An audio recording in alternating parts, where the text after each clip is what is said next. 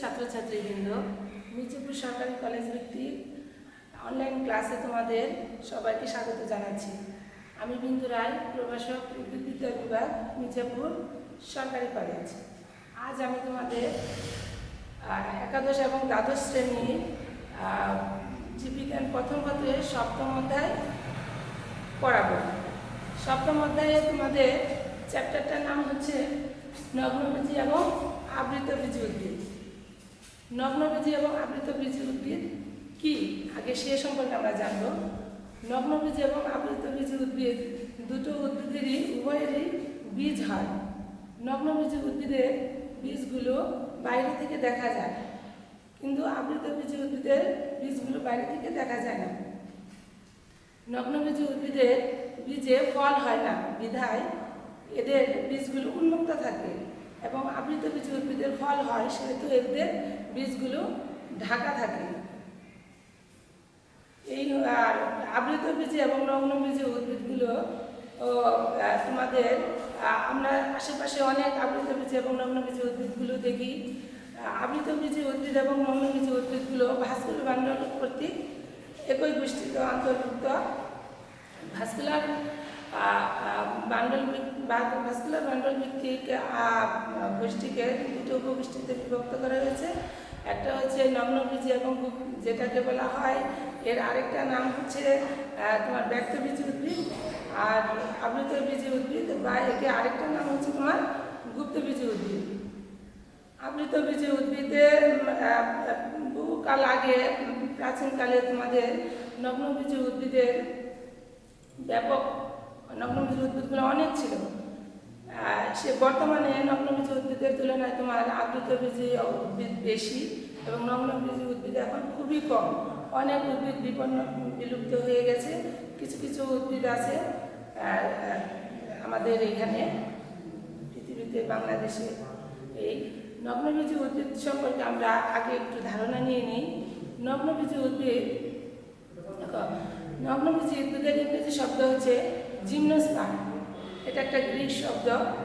জিমনোস্পার্মটা হচ্ছে, দেখো, জিমনোস অর্থ হচ্ছে বা ন্যাকেট, যেটা হচ্ছে কি তোমার নগ্ন, এবং শীত হচ্ছে তোমার জার্মাস হচ্ছে বীজ, যেটা হচ্ছে তাকে বলা হয় কি নগ্ন বীজি। এখন দেখো, নগ্নবীজি শব্দটা সর্বপ্রথম উদ্ভিদ বিজ্ঞানের জনক জি ফাস্টার সর্বপ্রথম প্রবর্তন করেন।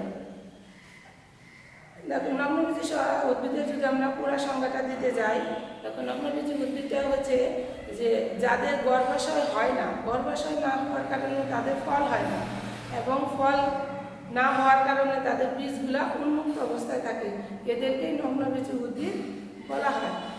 নগ্নবীজি উদ্ভিদের কিছু বৈশিষ্ট্য পড়াবো। নগ্নবীজি উদ্ভিদের বৈশিষ্ট্যগুলো হচ্ছে, এরা হচ্ছে বহুবর্ষজীবী, চিরসবুজ, এবং এদের মেগাস্পোর এবং পুংলিঙ্গ এবং স্ত্রীলিঙ্গ বিদ্যমান।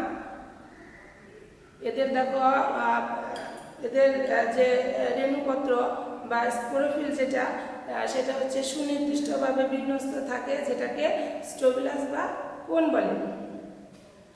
এরপর মেগাস্পোরোফিল, মেগাস্পোরোফিলের হচ্ছে তোমার গর্ভাশয় থাকে না। গর্ভাশয় না থাকার কারণে এদের গর্ভমুণ্ড, গর্ভদণ্ড, গর্ভাশয় নেই। আর গর্ভাশয় না থাকার কারণে এদের ফুল হয় না, আর ফুল না হওয়ার কারণে এদের বীজ উন্মুক্ত অবস্থায় থাকবে, এবং পরাগ রেণুগুলা যখন পরাগায়ন হয় তখন পরাগ রেণুগুলা যেহেতু এদের গর্ভমুণ্ড নেই, সরাসরি ডিম্বক রন্ধ্রে পতিত হয়। ডিম্বক রন্ধ্রগুলো উন্মুক্ত অবস্থায় থাকে, আর ফল হয় না বিধায় এদের বীজগুলো উন্মুক্ত অবস্থায় থাকে। আর ভাস্কুলার বান্ডলের ক্ষেত্রে এদের যে জাইলেম টিস্যুর ক্ষেত্রে এদের যে জাইলেম টিস্যুর যে ভেসেলটা থাকে, এটার ভেসেলটা নগ্নবীজি উদ্ভিদের ক্ষেত্রে অনুপস্থিত, এবং ফ্লোয়েমের ক্ষেত্রে এদের সঙ্গীকোষ অনুপস্থিত থাকে। আর হচ্ছে এরা হচ্ছে দ্বিনিষেক, নগ্নবীজি উদ্ভিদের সাধারণত দ্বিনিষেক ঘটে না, আর এদের হচ্ছে আর্কিগোনিয়ামের সৃষ্টি হয়। মোটামুটি হচ্ছে এই হচ্ছে আমাদের নগ্নবীজ উদ্ভিদের বৈশিষ্ট্য।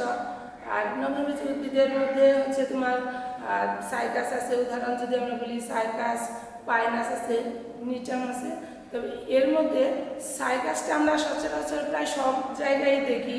আমাদের বিভিন্ন বাগানে শোভাবর্ধক হিসেবে সাইকাসটা আমরা রোপণ করে থাকি। এটা বিভিন্ন ফুল গাছের তোড়া হিসাবে, তোড়া বানানোর ক্ষেত্রে এগুলা ব্যবহার করা হয়।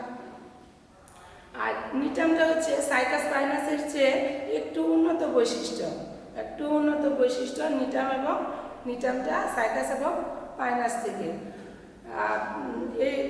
এর মধ্যে হচ্ছে সাইকাসের, এখন আমরা একটু আবৃতবীজী সম্পর্কে বলি। আবৃতবীজী উদ্ভিদটা কি? আমরা এতক্ষণ নগ্নবীজী উদ্ভিদ সম্পর্কে বললাম, এখন আমরা একটু আবৃতবীজী উদ্ভিদ সম্পর্কে বলি। আবৃতবীজী উদ্ভিদটা হচ্ছে যাদের বীজগুলা কি আবৃত অবস্থায় থাকে।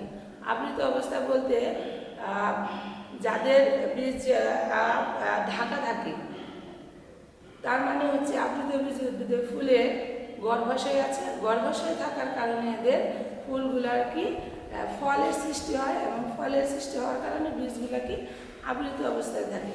তাহলে আবৃত অবস্থায় যদি থাকে তাহলে আমরা আবৃতবীজী উদ্ভিদের সংজ্ঞাগুলো যদি আমরা বলি যে যাদের গর্ভাশয় আছে, গর্ভাশয় হওয়ার কারণে ফলের সৃষ্টি হয় এবং ফল হওয়ার কারণে এদের বীজগুলো কি আবৃত অবস্থায় থাকে।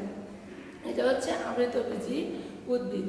যেমন আমাদের আম, কাঁঠাল, লিচু এগুলো সব বেশিরভাগই উদ্ভিদই আমাদের কি আবৃতবীজী উদ্ভিদ। এখন আমরা আবৃতবীজী উদ্ভিদ সম্পর্কে যদি একটু জানতে চাই এর বৈশিষ্ট্যটা কি। আবৃতবীজী উদ্ভিদের বৈশিষ্ট্য হচ্ছে এরা চিরসবুজ কাষ্ঠল, সাধারণত এদের দিননিষেক ঘটে। তারপরে এদের গর্ভাশয় আছে, গর্ভাশয় থাকার কারণে গর্ভমুণ্ড, গর্ভদণ্ড, গর্ভাশয় উপস্থিত। আর এদের যেহেতু গর্ভাশয় আছে সেহেতু এদেরকে ফলে পরিণত হয়, আর বীজগুলো আবৃত অবস্থায় থাকে। এদের ভাস্কুলার বান্ডলের জাইলেম টিস্যুতে ভেসেল বিদ্যমান এবং ফ্লোয়েম টিস্যুতেও সঙ্গী কোষ বিদ্যমান। এদের কোনো আর্কিগোনিয়ামের সৃষ্টি হয় না। আর এদের কোনো উদ্ভিদের ক্ষেত্রে এদের একটি বা দুইটি বীজপত্র বিদ্যমান থাকে। এই হচ্ছে আবৃতবীজী উদ্ভিদের বৈশিষ্ট্য। এখন আমরা আবৃতবীজী উদ্ভিদ জানলাম এবং নগ্নবীজী উদ্ভিদ জানলাম। এই আবৃতবীজী উদ্ভিদ এবং নগ্নবীজী উদ্ভিদ দুটির মধ্যে পার্থক্যটা আমরা জানি। পার্থক্যটা কি? আবৃতবীজী এবং নগ্নবীজী উদ্ভিদ, তাহলে দুইটার পার্থক্য যদি আমরা বলতে যাই তাহলে দেখা যায় যে আবৃতবীজী উদ্ভিদটা নগ্নবীজী উদ্ভিদ, আবৃতবীজী উদ্ভিদে নগ্নবীজী উদ্ভিদটা কি যে যাদের বীজগুলো কি উন্মুক্ত অবস্থায় থাকে, এবং আবৃতবীজী উদ্ভিদের বীজগুলো কি যেগুলো নাকি মানে আবৃত অবস্থায় থাকে। তারপরে এদের স্টোবিলাস গঠন, নগ্নবীজী উদ্ভিদের স্টোবিলাস গঠন হয়, কিন্তু আবৃতবীজী কোনো স্টোবিলাস গঠন হয় না। আর নগ্নবীজী উদ্ভিদের গর্ভাশয় থাকে না, আবৃতবীজী উদ্ভিদের গর্ভাশয় বিদ্যমান। আর নগ্নবীজী উদ্ভিদের দিননিষেক ঘটে না, কিন্তু আবৃতবীজী উদ্ভিদের দিননিষেক ঘটে।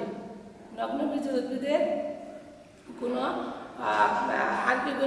নগ্নবীজী উদ্ভিদের আর্কিগোনিয়ামের সৃষ্টি হয়, কিন্তু আবৃতবীজী উদ্ভিদের কোনো আর্কিগোনিয়ামের সৃষ্টি হয় না। সাধারণত নগ্নবীজীগুলা বায়ু পরাগায়নটা ঘটে সাধারণত বায়ুর মাধ্যমে, কিন্তু আবৃতবীজী উদ্ভিদগুলার পরাগায়ন বায়ুর মাধ্যমে, পানির মাধ্যমে, কীটপতঙ্গের মাধ্যমে ইত্যাদির মাধ্যমে আবৃতবীজী উদ্ভিদের পরাগায়ন ঘটে।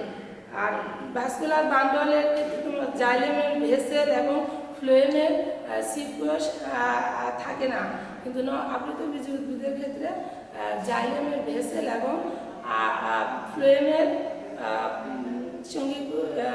সঙ্গীকোষ এগুলা সিপকোষ বিদ্যমান।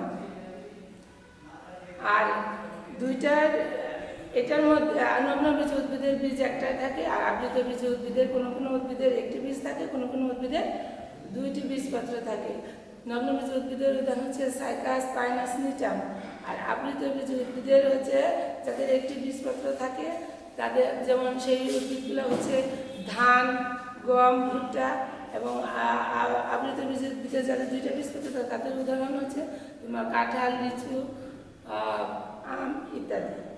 তো আমার মনে হয় তোমাদের এই আবৃতবীজী এবং নগ্নবীজী উদ্ভিদ সম্পর্কে আজকে যা বললাম মোটামুটি এ সম্পর্কে তোমাদের একটা ধারণা হয়েছে।